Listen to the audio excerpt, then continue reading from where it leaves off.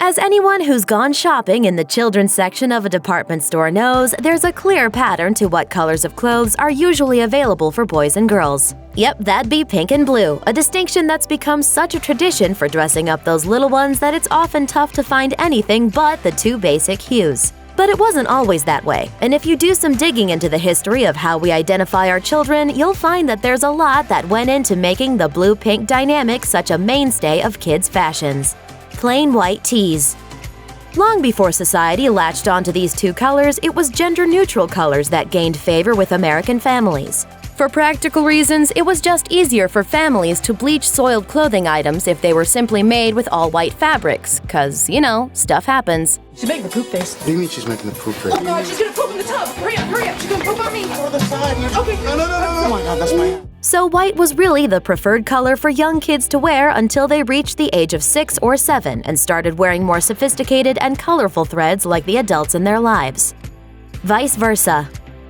According to fashion historians, the idea of associating pastel colors with children occurred around the middle of the 19th century, and it would take another 7 decades before specific colors were assigned to each gender. But even then, things were still quite different, as some publications deemed pink the ideal color for boys since it was a stronger, bolder color, while blue was better suited for girls. While some forward thinkers from the era also suggested perhaps each baby should be dressed according to his or her own features, like, say, eye color, the common gender association of clothing colors was still beginning to take shape.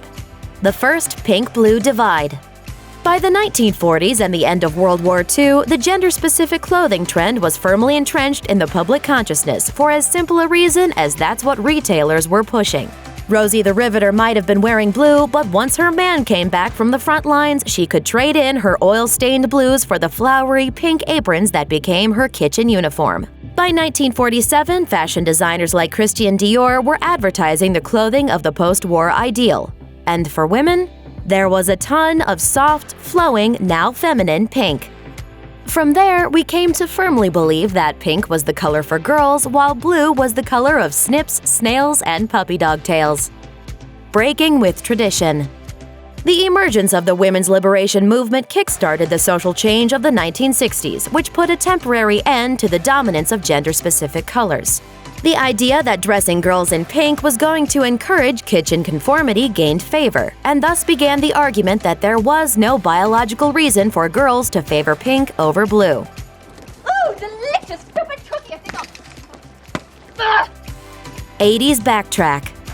Of course, what goes up must come down. A re-emergence of blue is for boys, pink is for girls fashion ethos for our pint-sized citizens in the 80s had a lot to do with the most powerful thing in the world, money. Finding out the gender of babies before they were born suddenly became a medical possibility, and that meant retailers found a new way to capitalize on selling specific merchandise geared toward boys and girls. Given how many couples have more than one child and how many families have both sons and daughters, that made hand-me-downs more difficult if dressing your second-born daughter in your first-born son's clothes is going against social norms. The feisty resistance to clothing-based gender association died down a bit by then. The trend of dressing little Susie in pink while Scotty wore his light blue was back in style. It's a harsh world. Modern times? Fast forward a few decades, and we're still seeing those familiar tones everywhere in kids' clothing aisles. On Wednesdays, we wear pink. Recent gender studies have tried to get to the bottom of just why this is still a thing, but it's something of a chicken or the egg scenario. Do we assign these colors to each gender because that's what they like? Or do they gravitate toward these colors because that's what they're dressed in and that's what they see their peers doing? One 2011 study offered babies the choice between two nearly identical objects. One was pink, the other wasn't. When they were a year old, there was no difference in the number that would choose pink or the other color. By the time they were 2 years old, many more girls were choosing pink. By 4, the gender divide was evident on both sides, with most boys now refusing the pink item. Noticing a pattern here? It's still hard to hone in on what exactly inspires that pigment preference, but it's clearly something that's learned along the way. All grown up. If it's true that kids feel pressured to like pink or blue based on the gender norms they're exposed to, the same doesn't exactly hold true in adulthood. In 2012, a sociological study at the University of Maryland showed that when 2,000 people were asked to choose a favorite color between blue, pink, and a handful of other options, the overwhelming majority from both genders chose blue. While very few of the men chose pink as their primary pick from the spectrum, there were also few women who did so. In other words, once we reach an age of maturity, that strong sense of devotion to pink might dissipate with women who gravitate towards favoring blue just like the fellas. Thanks for watching! Click the list icon to subscribe to our YouTube channel. Plus, check out all this cool stuff we know you'll love too.